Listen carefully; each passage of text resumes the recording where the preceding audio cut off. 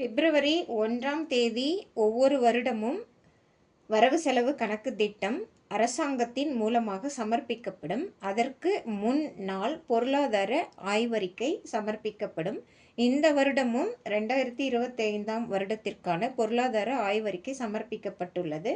அதனுடைய அட்வைசர் அனந்த நாகேஸ்வரன் என்பவர் ஆவார். அது ஆய்வு அறிக்கை, ஆண்டு அறிக்கை எனவும் வழங்கப்பெறும். இந்த ஆய்வறிக்கை என்பது ரிப்போர்ட் கார்டு, பள்ளிகளில் காணப்படும் ரேங்க் கார்டு, ரிப்போர்ட் கார்டு போன்றது.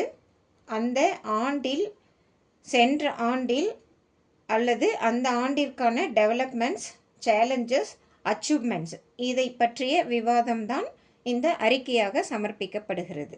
இதுதான் பொருளாதார ஆய்வறிக்கை, எக்கனாமிக் சர்வே என அழைக்கப்படுகிறது.